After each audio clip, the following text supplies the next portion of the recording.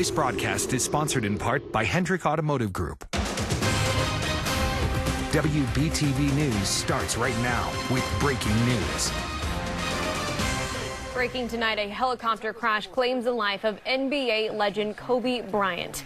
I'm Chandler Morgan. Let's get straight to what we know. Authorities say 9 people were on board a helicopter when it crashed in Southern California. This was in Calabasas, which is about 30 miles west of Los Angeles. A source told the Associated Press Bryant was one of the people on board. Bryant was traveling with his daughter, Gianna, who also died in the crash. She was just 13. Kobe was 41 years old. TMZ is reporting they were traveling to a training facility for basketball practice. Nobody on board survived that crash. Individuals that saw the aircraft said it was coming down at a fairly significant rate of speed and impacted the ground on the hillside behind me here and started a approximately quarter-acre brush fire. It's unclear what caused that helicopter to go down, but we do want to bring in our Nate Wimberly into this breaking news coverage now. So, Nate, we know that Bryant had a connection here to the organization with the Hornets.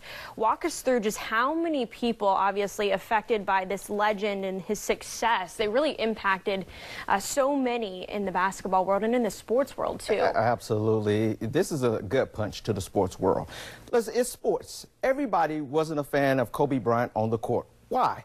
Because they knew he was going to work out their favorite team for 48 minutes, and the vast majority of the time, your team was going to lose. You respected the competitor he was, and that's why all this love is pouring out. His greatness on the court speaks for itself. Originally drafted by the Charlotte Hornets in 1996, straight out of high school, he was later traded to the Los Angeles Lakers. He's a 5-time NBA champ, the youngest starter in the NBA All-Star game. He once scored 81 points on the Toronto Raptors in 2006, the second most in a single game. In his last game in the NBA, as his body was breaking down, he scored 60 points. Talk about dropping the mic right there.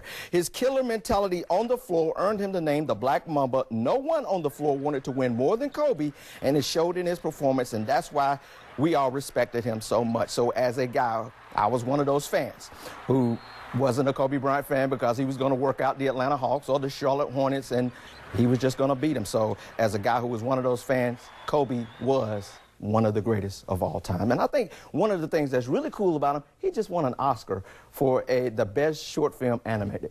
I know, and Such that just a well-rounded speaks to just how long and wide he stretches with all of his impacts, and how obviously he was known in the sports world, but he was still an artist with his abilities and with his talents. So that really just speaks volumes. So, Nate, we will catch up with you later on in the show, too, as well. But Charlotte Hornets owner and fellow NBA legend Michael Jordan has released a statement on Bryant's passing. He says, in part, quote, "I am in shock over the tragic news of Kobe and Gianna's passing. Words can't describe the pain that I'm feeling. I loved Kobe. He was like a little brother to me. We used to talk often, and I will miss those conversations very much." He went on to say that Kobe was one of the greatest to play the game of basketball. And one of Bryant's most well-known teammates, Shaquille O'Neal, tweeting today, quote, "There's no words to express the pain I'm going through with this tragedy of losing my niece, Gigi, and my brother, Kobe Bryant. I love you. You will be missed. And my condolences goes out to the Bryant family and the families of other passengers on board. I am sick right now," end quote. O'Neal and Bryant, they won 3 straight championships together. Now we went out to Spectrum Center to hear what fans had to say about Bryant's sudden death. Just like many of you, they were utterly surprised when they first saw the news, especially that he was only a few years removed from his NBA career.